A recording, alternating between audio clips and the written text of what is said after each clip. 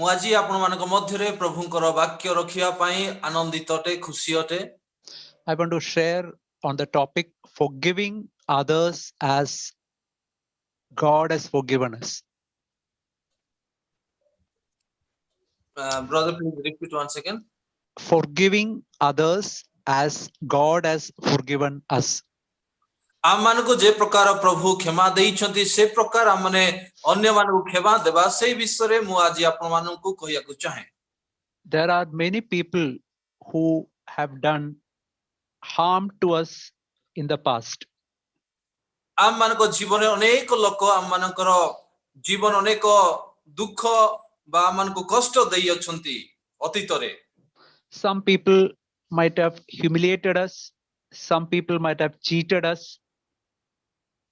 ହୁଏତ ଅନେକ ଲୋକ ଆମମାନଙ୍କୁ ଅସମ୍ମାନ କରିଥିବେ, ଅନେକ ଲୋକ ଆମମାନଙ୍କୁ ଠକିଥିବେ। But Bible tells us not to keep any unforgiving attitude to any of them, but to love them. Bible ଆମମାନଙ୍କୁ ଏ ପ୍ରକାର କହେ, ସେମାନଙ୍କୁ ଆମମାନେ କ୍ଷମା ଦେବା, ପ୍ରେମ କରିବା, ସେମାନଙ୍କୁ ଆମମାନେ କ୍ଷମା ଦିଅ ନାହିଁ ବୋଲି କୁହାଯାଉ ନାହିଁ। We can, in the prayer that Jesus taught us to pray, in Matthew chapter 6, verse 12, one prayer is, forgive us our debts as we forgive our debtors. ପ୍ରଭୁ ଯୀଶୁ ଖ୍ରୀଷ୍ଟ ତାଙ୍କର ପ୍ରାର୍ଥନାରେ ଆମମାନଙ୍କୁ ମାଥ୍ୟୁ 6 ଅଧ୍ୟାୟରେ ସେ କହିଅଛନ୍ତି, ଆମ୍ଭେମାନେ ଯେ ପ୍ରକାର ଅନ୍ୟମାନଙ୍କର ପାପ କ୍ଷମା କରିଅଛୁ ସେଇ ପ୍ରକାର ଆମମାନଙ୍କର ସମସ୍ତ ପାପ କ୍ଷମା କର ବୋଲି କୁହାଯାଇଛି। So we cannot keep any wrong attitude, unforgiving attitude even to one person. ଆମମାନେ କାହା ବିରୁଦ୍ଧରେ ମଧ୍ୟ ଆମମାନେ କ୍ଷମା ନ ଦେବାର ଗୁଣ ବା କୌଣସି ଆମମାନଙ୍କ ହୃଦୟରେ ତା ପ୍ରତି ବିରୋଧାତ୍ମକ କାର୍ଯ୍ୟ ରଖିବା ନାହିଁ। Here is written, God forgive us our debts. Our debts are our sin, as we forgive those who have sinned against us. ଏଠାରେ ଏ ପ୍ରକାର ଲେଖା ଯାଇଛି, ଆମ୍ଭେମାନେ ଯେପରି ଆପଣ ଅପରାଧୀ ମାନଙ୍କୁ କ୍ଷମା କରିଅଛୁ ସେଇ ପ୍ରକାର ଆମମାନଙ୍କର ଅପରାଧ ସବୁ କ୍ଷମା କର। After the prayer, Jesus took one prayer in that Lord's prayer and repeated it one more time. ଏବଂ ଏହି ପ୍ରାର୍ଥନା ପରେ ପ୍ରଭୁ ପୁନର୍ବାର ସେହି ପ୍ରାର୍ଥନାକୁ ପୁନରାବୃତ୍ତି କରୁଅଛନ୍ତି। In verse 14 and 15. 14 ଏବଂ 15 ପଦରେ ସେ କହନ୍ତି, if you forgive men their trespasses, Heavenly Father will also forgive you. If you do not forgive men their trespasses, neither will your Heavenly Father forgive your trespasses. କାରଣ ଯେବେ ଲୋକମାନଙ୍କର ଅପରାଧ ସବୁ କ୍ଷମା କର, ତେବେ ତୁମମାନଙ୍କର ସ୍ୱର୍ଗସ୍ଥ ପିତା ତୁମମାନଙ୍କୁ କ୍ଷମା କରିବେ, କିନ୍ତୁ ଯେବେ ଲୋକମାନଙ୍କର କ୍ଷମା ନ କର, ତେବେ ତୁମମାନଙ୍କ ପିତା ମଧ୍ୟ ତୁମମାନଙ୍କ ଅପରାଧ ସବୁ କ୍ଷମା କରିବେ ନାହିଁ। So if we keep an wrong attitude, unforgiving attitude to one person, what will happen is God will not be able to forgive our sins. ଯଦି ଆମମାନେ ଅନ୍ୟକୁ କ୍ଷମା କରିବା ନାହିଁ, କ୍ଷମା ନ ଦେବାର ମନୋଭାବ ରଖିବା, ଆମମାନଙ୍କର ହୃଦୟରେ ଆମମାନେ ଗୁପ୍ତ ଭାବେ ରଖିବା, ତେବେ ଆମମାନଙ୍କୁ ମଧ୍ୟ ପ୍ରଭୁ କ୍ଷମା କରିବେ ନାହିଁ। We can see this in a parable, in a story Jesus told in Matthew chapter 18. Matthew 18 ଅଧ୍ୟାୟରେ ପ୍ରଭୁ ଯୀଶୁ ଖ୍ରୀଷ୍ଟ ଉଦାହରଣ ମାଧ୍ୟମରେ ଆମମାନଙ୍କୁ କହିଅଛନ୍ତି, ତାହା ଆମେ ପାଇପାରିବା। So here in verse 8, Matthew 18:21, Peter came to him and said, Lord, how often shall my brother sin against me and I forgive them up to 7 times? ଏଠାରେ ପ୍ରକାର ଲେଖା ଯାଇଛି, ସେତେବେଳେ ପିତର ତାହାଙ୍କ ପାଖକୁ ଆସି ପଚାରିଲେ, ହେ ପ୍ରଭୁ, କେତେ ଥର ମୋର ଭାଇ ମୋ ବିରୋଧରେ ପାପ କଲେ ମୁଁ କ୍ଷମା କରିବି? And Jesus said to him, I do not say to you up to 7 times, but up to 70 times 7. ଯୀଶୁ ଏ ପ୍ରକାର ଉତ୍ତର ଦେଲେ କି 7 ଥର ପର୍ଯ୍ୟନ୍ତ ଯୀଶୁ ତାହାଙ୍କୁ କହିଲେ, ତୁମ୍ଭକୁ କେବଳ 7 ଥର ପର୍ଯ୍ୟନ୍ତ କହୁନାହିଁ, ମାତ୍ର 70 ଗୁଣ 7 ଥର ପର୍ଯ୍ୟନ୍ତ। What is the meaning of it? It means unlimited times God wants us to forgive others. ଏହାର ଅର୍ଥ କ'ଣ ମାନେ ଅନଲିମିଟେଡ ଯେତେ ଥର ମାନେ କ୍ଷମା ଦେବାର ଆବଶ୍ୟକ ସେତେ ଥର ମାନେ ଅନ୍ୟକୁ କ୍ଷମା ଦେବା We need the power of the Holy Spirit to do that. ଏଇ କ୍ଷମା ଦେବା ପାଇଁ ମାନେ ପବିତ୍ର ଆତ୍ମାଙ୍କର ସାହାଯ୍ୟ ଆବଶ୍ୟକ କରୁ But there is a very serious thing which will happen to us if we do not forgive others. ଯଦି ଆମମାନେ ଅନ୍ୟକୁ କ୍ଷମା ଦେବା ନାହିଁ ତେବେ ବହୁତ ଗୋଟେ ଗୁରୁତ୍ୱପୂର୍ଣ୍ଣ ବିଷୟ ଆମମାନଙ୍କ ଜୀବନରେ ଘଟିବ Jesus said a story of a king who was settling accounts with the servants. ଯୀଶୁଖ୍ରୀଷ୍ଟ ଗୋଟେ ଉଦାହରଣ ମାଧ୍ୟମରେ କହି ଅଛନ୍ତି ଜଣେ ରାଜା ଅଛନ୍ତି ଯାହାକି ଅନ୍ୟମାନଙ୍କର ସହିତ ସେ ହିସାବ କିତାବ ସେ କରୁଅଛନ୍ତି There was one servant who owned the king, we can say something like this, 100 crores of rupees. ଆମେ ଦେଖିବା ଯେ ରାଜା କି 100 କରୋଡ଼ର ଅର୍ଥ ତାଙ୍କୁ ସେ କ୍ଷମା କରିଅଛନ୍ତି ମାନେ ଛାଡ଼ କରିଦେଇ ଅଛନ୍ତି Just think, 100 crores is a huge amount. This servant had to pay back to the king 100 crores. ମାନେ ଦେଖନ୍ତୁ 100 କରୋଡ଼ ମାନେ ତାହା ଗୋଟେ ବହୁତ ବଡ଼ ଆକାରର ଟଙ୍କା ଅଟେ କିନ୍ତୁ ସେଇ ରାଜା ସେଇ ଦାସ ପ୍ରତି କି ପ୍ରକାର ବ୍ୟବହାର କରିଅଛନ୍ତି ଆମେ ଦେଖୁଛୁ So the king said, okay, you sell yourself, your wife, your children, all that you have, you sell and make payment.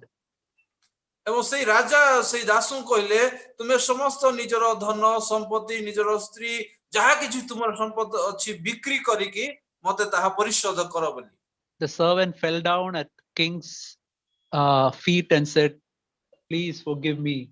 I will not have patience with me. I will pay you all.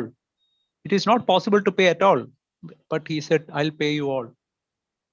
ସେଇ ସମୟରେ ସେଇ ଦାସ ରାଜାଙ୍କୁ କହିଲେ ତାଙ୍କ ପାଦ ତଳେ ପଡ଼ିଲେ ନମସ୍କାର କଲେ ମହାଶୟ ମତେ ଧୈର୍ଯ୍ୟ ରଖନ୍ତୁ ମୁଁ କିଛି ଦିନ ପରେ ସେ ସମସ୍ତ ତୁମକୁ ଫେରାଇ ଦେବି କିନ୍ତୁ ଏଇ ଯୋ ବଡ଼ ଆକାରର ଟଙ୍କା ପଇସା ଫେରାଇବା ଅସମ୍ଭବ ଅଟେ He fell down and told the king, have mercy on me, and king was compassionate.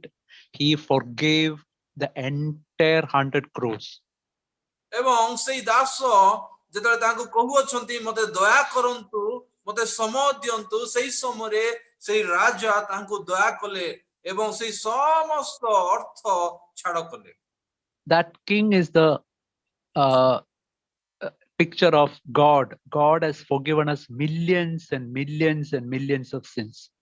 ସେଇ ରାଜାଙ୍କର ଛବି ପ୍ରତିଛବି ହେଉଛି ଆମଙ୍କ ସ୍ୱର୍ଗସ୍ଥ ପିତା ଯେ କି ଆମମାନଙ୍କର ଏଇ ପ୍ରକାର ଅର୍ଥ ଏଇ ପ୍ରକାର ପାପକୁ ଆମମାନଙ୍କୁ କ୍ଷମା କରିଅଛନ୍ତି ଛାଡ଼ କରିଅଛନ୍ତି Then this servant, after forgiven, he went out, he met another person who owned him, let's say 1 lakh rupees.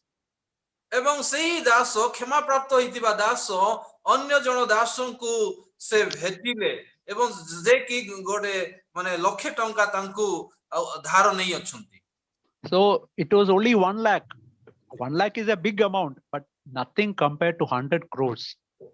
ଗୋଟିଏ ଲକ୍ଷ ବଡ଼ ଅର୍ଥ ଅଟେ କିନ୍ତୁ ଯେତେବେଳେ ଆମମାନେ 100 କରୋଡ଼କୁ ଆମମାନେ ତୁଳନା କରିବା ତାହା କିଛି ନୁହଁ So this servant also fell down at the other servant and begged him, have patience with me, I'll pay you all. ଏବଂ ସେଇ ଦାସ ମଧ୍ୟ କହିଲେ ତାଙ୍କ ପାଦ ତଳେ ପଡ଼ିଲେ ଏବଂ କହିଲେ ମତେ ଦୟା କରନ୍ତୁ ମତେ କିଛି ସମୟ ଦିଅନ୍ତୁ ମୁଁ ମଧ୍ୟ ତାହା ଫେରସ୍ତ କରିଦେବି But what did the other servant do? He said he threw him into prison and he said, you have to pay everything back to me. କିନ୍ତୁ ସେଇ ପ୍ରଥମ ଦାସ ଦ୍ୱିତୀୟ ଦାସଙ୍କର ବେକ ଧରୁଅଛନ୍ତି ତୁମେ ମତେ ସବୁ ଦେବାର ଅଛି ନହେଲେ ତାଙ୍କୁ କାରାଗାରରେ ସେ ପକାଉଅଛନ୍ତି So when the king heard what this servant has done, he called him. ଏବଂ ଯେତେବେଳେ ସେଇ ରାଜା ଶୁଣିଲେ ଯେ କି ସେ ଦାସ ଅନ୍ୟ ଦାସ ପ୍ରତି ଏ ପ୍ରକାର ବ୍ୟବହାର କରିଅଛନ୍ତି ତାହାଙ୍କୁ ସେ ଡାକିଲେ ଏବଂ କହିଲେ And verse 32, king is asking him, you wicked servant, I forgave you all the debt because you begged me. should you not also have compassion on your fellow servant, just as I had pity on you? ଏବଂ ସେଇ ସମୟରେ ରାଜା ତାହାଙ୍କୁ କହିଲେ ତୁମେ ଜଣେ ଦୁଷ୍ଟ ଦାସ ମୁଁ ଯେ ପ୍ରକାର ତୁମକୁ ଛାଡ଼ କଲି ସେଇ ପ୍ରକାର କଣ ତୁମେ ଅନ୍ୟକୁ ଛାଡ଼ କରିବା କଥା ନୁହଁ? And the master was very angry, and he delivered him to torturers. ଏବଂ ସେଇ କ୍ରୋଧାନ୍ୱିତ ହେଲେ ଏବଂ ଯେଉଁମାନେ ତାହାଙ୍କୁ ଦଣ୍ଡ ଦେବେ କଷ୍ଟ ଦେବେ ସେମାନଙ୍କ ହସ୍ତରେ ସମର୍ପଣ କଲେ। And he said, you have to pay back everything now. ଏବଂ ତୁମେ ସବୁ କିଛି ଛାଡ଼ ପାଇଥିବା ସମସ୍ତ ଅର୍ଥ ପୁନର୍ବାର ଦେବାକୁ ପଡ଼ିବ। So we have to remember two things here. ପ୍ରିୟ ଭାଇ ଭଉଣୀ ମାନେ ଆମମାନେ ଏହି ସ୍ଥାନରେ ଦୁଇଟି ବିଷୟକୁ ମନେ ରଖିବାର ଆବଶ୍ୟକ। The first thing is, if you don't forgive, God will hand us over to torturers. Who are the torturers? Evil spirits. ଆମ୍ଭେମାନେ ଯଦି ଅନ୍ୟକୁ କ୍ଷମା ଦେବା ନାହିଁ ତେବେ ଆମମାନଙ୍କର ସ୍ୱର୍ଗସ୍ଥ ପିତା ଆମମାନଙ୍କୁ ଯେଉଁମାନେ କଷ୍ଟ ଦଉଛନ୍ତି ଯନ୍ତ୍ରଣା ଦଉଛନ୍ତି ତାହାଙ୍କ ହସ୍ତରେ ସମର୍ପଣ କରିବେ। ସେମାନେ ହଉଛନ୍ତି ମନ୍ଦ ଆତ୍ମା ଗୁଡ଼ିକ। And second, the forgiveness that we got, that also will be removed from us. ଏବଂ ଦ୍ୱିତୀୟ ବିଷୟ ଯାହାକି ଆମମାନେ ମାନେ ପାପ କ୍ଷମା ପାଇଅଛୁ କ୍ଷମା ପ୍ରାପ୍ତ ହେଇଛୁ ତାହା ମଧ୍ୟ ଆମମାନଙ୍କ ନିକଟରୁ ନିଆଯିବ ଅଲଗା କରାଯିବ। First, the king forgave him everything. Now, what is he saying in verse 34? You should pay all that due, all that money you have to pay back now. ଏବଂ ରାଜା କଣ କହନ୍ତି ଯେ ସମସ୍ତ ଅର୍ଥ ତୁମକୁ ଦେବାକୁ ପଡ଼ିବ। And verse 35 is written, so my heavenly Father will do to you, if each of you from his heart does not forgive his brother his trespasses. ସେ ପ୍ରକାର ଭାବରେ ଆମଙ୍କର ସ୍ୱର୍ଗସ୍ଥ ପିତା ମଧ୍ୟ ସେ ପ୍ରକାର ବ୍ୟବହାର କରିବେ ଯଦି ଆମମାନେ ଅନ୍ୟର ଦୋଷ ଦୁର୍ବଳତାକୁ ଯଦି କ୍ଷମା କରିବା ନାହିଁ। So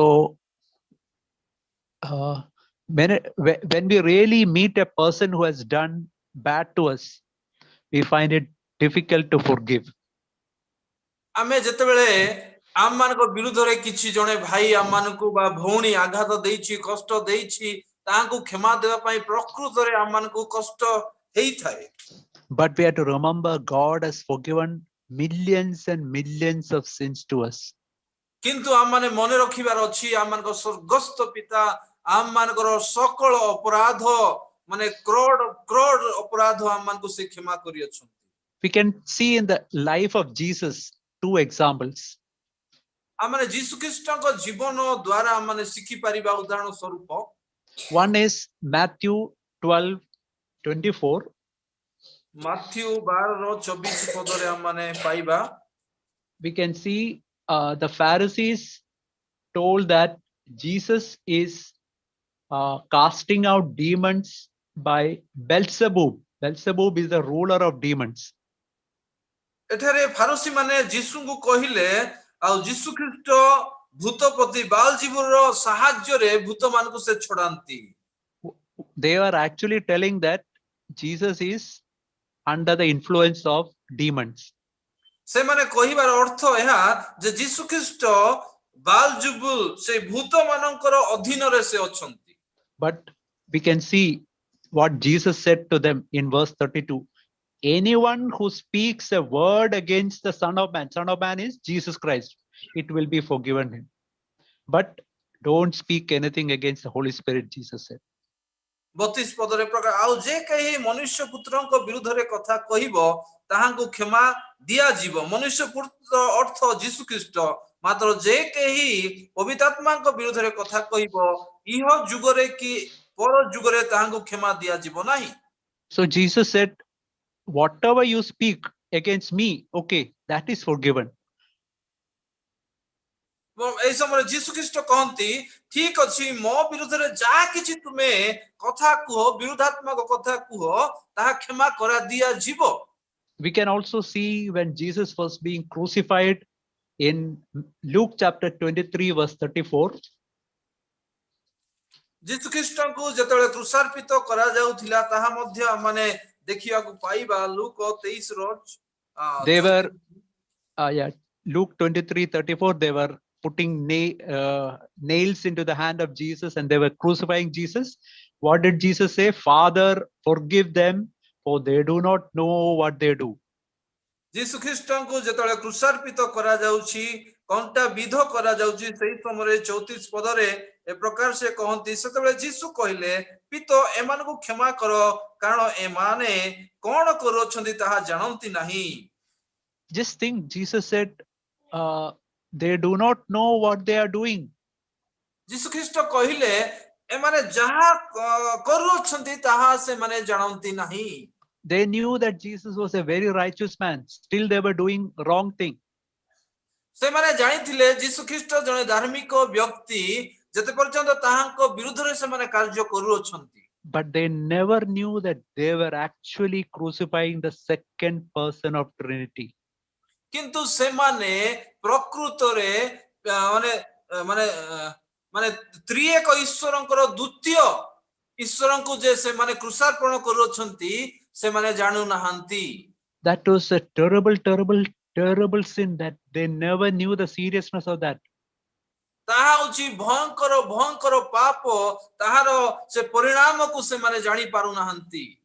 We can also see an example in Acts chapter 7, a man called Stephen. ଏବଂ ସ୍ତିଫାନଙ୍କ ବିଷୟରେ ମଧ୍ୟ ଆମେ ପ୍ରେରିତ 7 ଅଧ୍ୟାୟରେ ଉଦାହରଣ ସ୍ୱରୂପ ଆମେ ଦେଖିବାକୁ ପାଇବା। We can see that they were he preached a message to them and they were very unhappy. ସେ ଗୋଟେ ବାକ୍ୟ ପ୍ରଚାର କଲେ ଏବଂ ସେମାନେ ତାହାଙ୍କ ପ୍ରତି ମାନେ ନିରୁତ୍ସାହିତ ଥିଲେ, ଖୁସି ନଥିଲେ। And they were stoning him to death. ଏବଂ ସେଇମାନେ ତାହାଙ୍କୁ ମାନେ ପଥର ମାରିକି ତାହାଙ୍କୁ ବଧ କଲେ। You know what was the last word he uttered? ସେ ଶେଷ ପଦ କଣ କହିଲେ? He said, Lord, Acts 7:60, Lord, do not charge them with this sin. 60 ପଦରେ ଏ ପ୍ରକାର କହନ୍ତି, ପୁଣି ସେ ଆଣ୍ଠୋଇ ପଡ଼ି ଉଚ୍ଚ ସ୍ୱରରେ ଡାକି କହିଲେ, ହେ ପ୍ରଭୁ, ଏହି ପାପ ଏମାନଙ୍କ ବିରୋଧରେ ଗଣନା କର ନାହିଁ। That was the last word. After that, he fell down and he died. ଏବଂ ଏହା ହେଉଛି ଶେଷ ପଦକୁ ସେ ଉଚ୍ଚାରଣ କରିଥିଲେ, ତାପରେ ସେ ଆଣ୍ଠୋଇ ପଡ଼ିକି ପ୍ରାଣ ତ୍ୟାଗ କଲେ। And just imagine all these things. Saul, who became Paul later on, was watching all these things. Please 1 second. Saul was watching all these things. Paul ମଧ୍ୟ ଆମେ ଦେଖିବା, Saul was watching all these things. Saul, who became Paul, was watching all these things. Paul ହେଲେ ସେ ସମସ୍ତ ବିଶ୍ୱ ଘଟଣାକୁ ସେ ଦେଖୁଅଛନ୍ତି, ସେ ସ୍ଥାନରେ ଥିଲେ। And there was a big question mark in the heart of Saul. These people, he thought that these people are doing a terrible wrong thing, but their life is so different. Saul ମନେ ପକାଇଲେ, ଏଇ ଲୋକମାନେ ଭୟଙ୍କର ବିଶ୍ୱାସ କରୁଅଛନ୍ତି, ମାନେ କିନ୍ତୁ ସେମାନଙ୍କର ଜୀବନ, ସେମାନଙ୍କର ହୃଦୟ ଅଲଗା ଥିଲା। He saw that these people, he saw in the life of Stephen, the last word he uttered is a word of forgiveness. ଏବଂ ସାଉଲ ଯେତେବେଳେ ସ୍ତିଫାନ ଶେଷ ମୁହୂର୍ତ୍ତରେ ଯେଉଁ ବାକ୍ୟ ସେ କହିଲେ, ଯାହା ସେ ଉଚ୍ଚାରଣ କଲେ, ତାହାଙ୍କୁ ସେ ଦେଖୁଅଛନ୍ତି। And there was a big question mark in the heart of Saul. ଏବଂ ସାଉଲଙ୍କ ହୃଦୟରେ ଗୋଟେ ବଡ଼ ପ୍ରଶ୍ନବାଚୀ ମାନେ ଉଙ୍କି ମାରିଲା, ଉଠିଲା। And that is the thing that led him to conversion as he was going to the road of Damascus. ତାହାଙ୍କୁ ମନ ପରିବର୍ତ୍ତନ କରିବାରେ ସାହାଯ୍ୟ କଲା, ଯେତେବେଳେ ସେ ଦାମସ୍କସ୍ ରାସ୍ତାରେ ସେ ଯାଉଥିଲେ। We can see Stephen was a light, a bright light shining in the darkness. ସ୍ତିଫାନ ହଉଛନ୍ତି ଜଣେ ଏ ପ୍ରକାର ବ୍ୟକ୍ତି, ଯାହାକି ଅନ୍ଧକାର ସମୟରେ, ଅନ୍ଧକାର ପରିସ୍ଥିତିରେ ସେ ଜ୍ୟୋତି ସ୍ୱରୂପ ଜଳି ଉଠୁଅଛନ୍ତି। And God wants us also to be lights like that by forgiving others. ଏବଂ ସେଇ ପ୍ରକାର ଭାବରେ ଆମମାନଙ୍କ ସ୍ୱର୍ଗସ୍ଥ ପିତା ଆମମାନଙ୍କ ଜୀବନ ଦ୍ୱାରା ଚାହାନ୍ତି ଯାହାକି ଅନ୍ୟମାନଙ୍କୁ ଆମମାନେ କ୍ଷମା ଦେବା ଦ୍ୱାରା। We can see in Ephesians chapter 4, verse 32, ଏଫିସିଓ 4:32 ରେ ଆମମାନେ ଆଉ ଦେଖିବାକୁ ପାରିବା। here is written, be kind to one another, tender hearted, forgiving one another, even as God in Christ forgave you. 32 ରେ ଲେଖାଯାଇଛି ଆଉ ପରସ୍ପର ପ୍ରତି ସଦୟ ହୁଅ, କୋମଳ ହୃଦୟ ହୁଅ, ପୁଣି ଈଶ୍ୱର ଖ୍ରୀଷ୍ଟଙ୍କ ଠାରେ ତୁମମାନଙ୍କୁ ଯେପରି କ୍ଷମା କଲେ ସେହିପରି ପରସ୍ପରକୁ କ୍ଷମା କର। So that is see, we have to forgive our wives, our husbands, our children, our neighbors, our people in the workplace, wherever people have done something bad to us, we have to forgive immediately.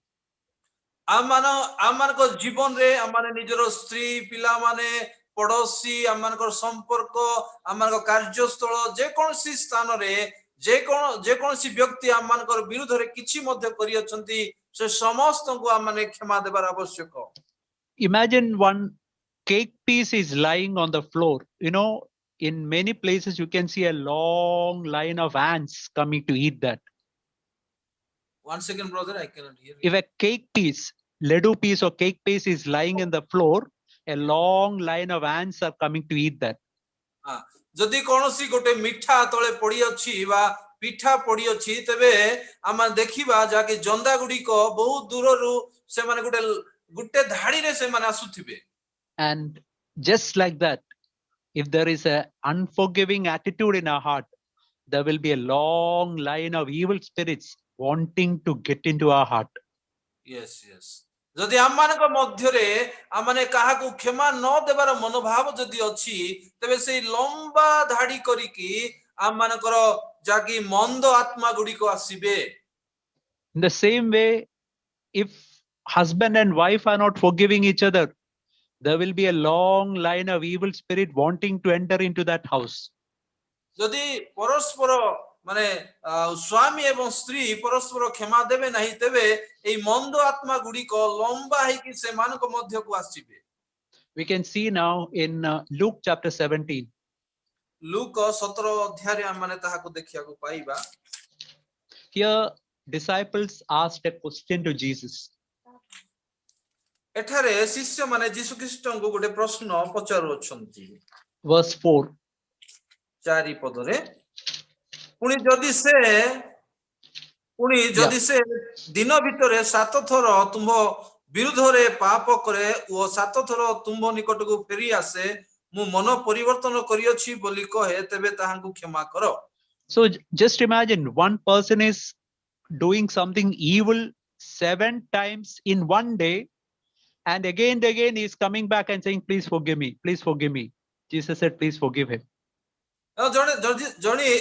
ଯଦି ଜଣେ ବ୍ୟକ୍ତି ଗୋଟେ ଦିନରେ 7 ଥର ଆପଣଙ୍କ ବିରୁଦ୍ଧରେ ସେ କାର୍ଯ୍ୟ କରୁଛି ଏବଂ ବାରମ୍ବାର ସେ ଆସିକି କ୍ଷମା ମାଗୁଛି ତାକୁ କ୍ଷମା ଦେବାର ଆବଶ୍ୟକ ବୋଲି କହୁଛନ୍ତି ଯୀଶୁ ଖ୍ରୀଷ୍ଟ। And the apostle said, Lord, it's very, very difficult. Please increase our faith, in verse 5. ଏବଂ ସେଇ ସମୟରେ ସେଇ ମାନେ ଶିଷ୍ୟମାନେ କହୁଅଛନ୍ତି ପ୍ରଭୁ ଏହା କରିବା ବହୁତ କଷ୍ଟକର ବିଷୟ ସେଥିପାଇଁ ଆମମାନଙ୍କର ବିଶ୍ୱାସକୁ ବଢାଇ ଦିଅନ୍ତୁ।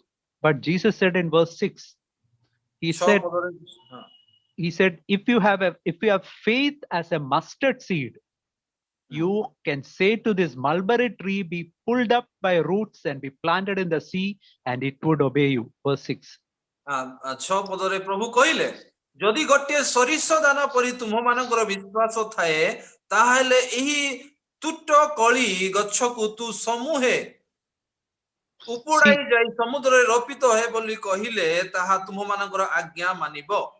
See, what Jesus is telling is, see, what you need is not increase of faith. You have to exercise the faith that you already have. ପ୍ରଭୁ ଯୀଶୁ ଖ୍ରୀଷ୍ଟ କହନ୍ତି ମାନେ ଏଇ ଯୋଉ ବିଶ୍ୱାସକୁ ବୃଦ୍ଧି କରିବାର ବିଷୟ ନୁହଁ କିନ୍ତୁ ତୁମମାନଙ୍କ ମଧ୍ୟରେ ଯେଉଁ ବିଶ୍ୱାସ ଅଛି ତାହାକୁ ଅଭ୍ୟାସରେ ପରିଣତ କରିବା ପାଇଁ ଯୀଶୁ ଖ୍ରୀଷ୍ଟ କହୁଅଛନ୍ତି। If you have faith as a mustard seed, you have to say to this mulberry tree, that mulberry tree is that unforgiving attitude. Be pulled up by root and be planted in the sea. It will obey you. ଯଦି ତୁମମାନଙ୍କ ମଧ୍ୟରେ ସୋରିଷ ଦାନା ପରି ତୁମମାନଙ୍କର ବିଶ୍ୱାସ ଯଦି ଥାଏ ଏବଂ ଯେଉଁ କି ଏଇ ଯୋଉ ଲେଖା ଯାଉଛି ତୁଟ କୋଳି ଗଛ ଯାହାକି ତୁମ ମାନେ ଜଣକୁ କ୍ଷମା ନ ଦେବାର ମନୋଭାବ ଅଛି ତାହାକୁ ଯଦି ତୁମେ ଦୂର କରିକି ସମୁଦ୍ରରେ ପକାଅ କହିଲେ ତାହା ସେ ପକେଇବେ। That means we have to tell that unforgiving attitude, I want you to get out of my life. I don't want to, I will not allow this attitude in my life. ତାର ଅର୍ଥ ଆମେ କହିବାର ଅଛି ଯାହାକି କ୍ଷମା ନ ଦେବାର ମନୋଭାବ ଅଛି ତାହା କହିବାର ଅଛି ମୁଁ ତୁମକୁ ଆବଶ୍ୟକ କରେ ନାହିଁ, ମୁଁ ତତେ ଦରକାର ନୁହଁ, ମୋ ଠାରୁ ତୁମେ ଦୂର ହୁଅ ବୋଲି କହିବାର ଆବଶ୍ୟକ ଅଛି। We should not think about such things in our heart.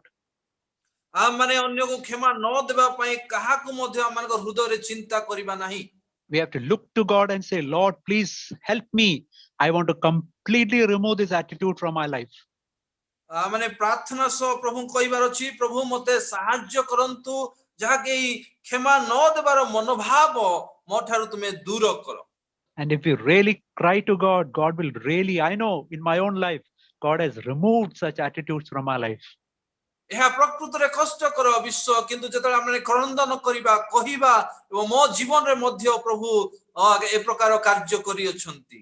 I know in my own life, there was one person I was finding it difficult to forgive. I cried to the Lord, Lord, I don't want this. You remove it from my life. And God himself removed that attitude from my heart.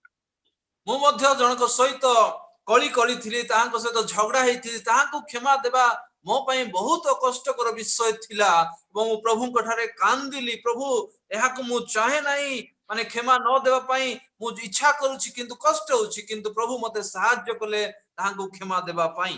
In Matthew chapter 5 verse 44, Jesus said, 5 Matthew 44 ରେ ପ୍ରଭୁ ଏ ପ୍ରକାର କହିଛନ୍ତି, I say to you, love your enemies. And then Jesus said, bless those who curse you, do good to those who hate you, pray for those who spitefully use you and persecute you. Thus you can be the sons of the Father in heaven. For he makes his sun to rise on evil and the good, and send rain on the just and on the unjust. Yes, ମୁଁ ପଢୁଛି, କିନ୍ତୁ ମୁଁ ତୁମମାନଙ୍କୁ କହୁଅଛି ତୁମମାନଙ୍କ ଶତ୍ରୁମାନଙ୍କୁ ପ୍ରେମ କର, ପୁଣି ଯେଉଁମାନେ ତୁମମାନଙ୍କୁ ତାଡ଼ନା କରନ୍ତି ସେମାନଙ୍କ ନିମନ୍ତେ ପ୍ରାର୍ଥନା କର, ଯେପରି ତୁମେମାନେ ତୁମମାନଙ୍କ ସ୍ୱର୍ଗସ୍ଥ ପିତାଙ୍କର ସନ୍ତାନ ହେବ। ସେ ତ ଦୁଷ୍ଟ ଓ ସନ୍ତ ଉଭୟଙ୍କ ଉପରେ ଆପଣା ସୂର୍ଯ୍ୟ ଉଦୟ କରାନ୍ତି, ପୁଣି ଧାର୍ମିକ ଓ ଅଧାର୍ମିକ ମାନଙ୍କ ଉପରେ ବୃଷ୍ଟି ବର୍ଷାନ୍ତି।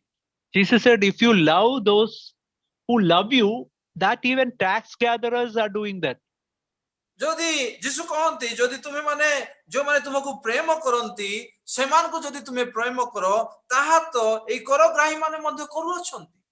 If you greet only your brothers, that even the tax gatherers are doing such things. ଯଦି ତୁମେ ମାନେ ନିଜର ଭାଇକୁ ଆଉ ନମସ୍କାର କର ତେବେ ତ ଏଇ ଯୋଉ କର ଆଦାୟ କରୁଅଛନ୍ତି ସେମାନେ ମଧ୍ୟ ତାହା କରୁଅଛନ୍ତି। So this is how we can become, by loving our enemies, we can become sons, not small children, but sons of the Heavenly Father.